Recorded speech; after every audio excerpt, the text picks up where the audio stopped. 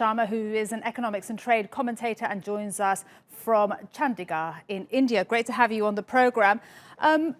You recently said agriculture cannot be kept under lockdown.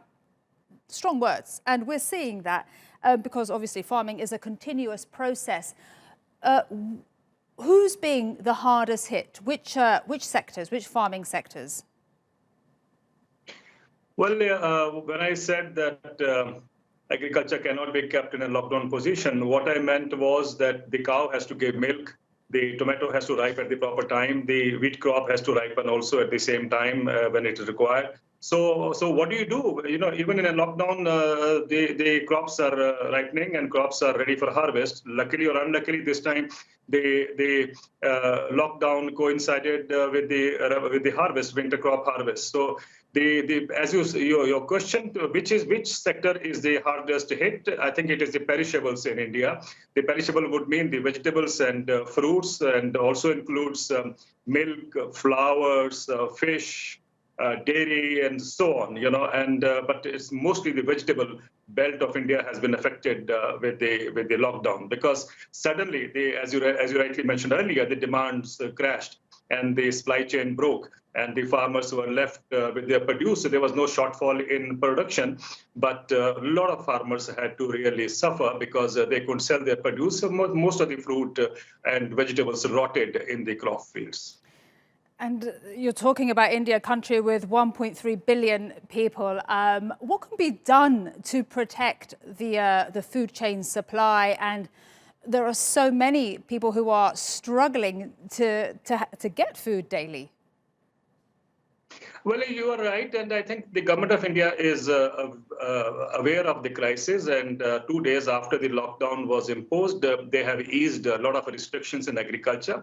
In fact, much of the agriculture is now practically out of the lockdown conditions, and with the procurement of crops beginning in 2 days in the northwestern part, which is the food bowl of Punjab and Haryana. The government is already getting ready for that. They have set up the markets to ensure that there's not much of overcrowding.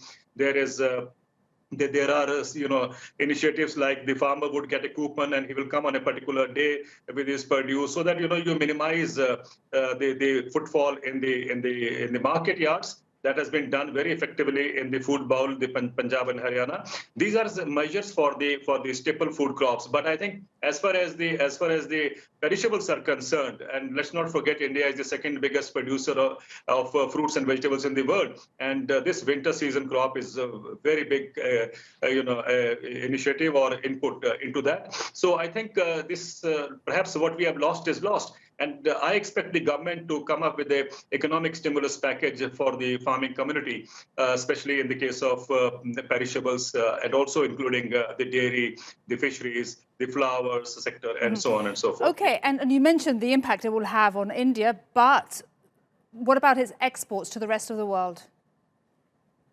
Well, certainly that will get affected, because we've already seen the exports like grapes, exports of oranges, exports of tomatoes, everything has been hit, and also some spices. But also worrisome is that rice exports. India is, as you know, the second biggest exporter. And at this time, the industry has already said that it won't be able to make up to its commitments for the next 3 or 4 months, given the kind of disruptions that are existing in the supply chain management. So I think supply chain. So I think that is an important factor. And if India also closes down on rice exports or is unable to export rice, I think the rice prices should firm up globally, because Vietnam already is facing with the same problem or is coming up with the same solution. All right. Very concerning if rice exports and prices are affected globally. Devinder, thank you very much indeed. Pleasure to have you on the show.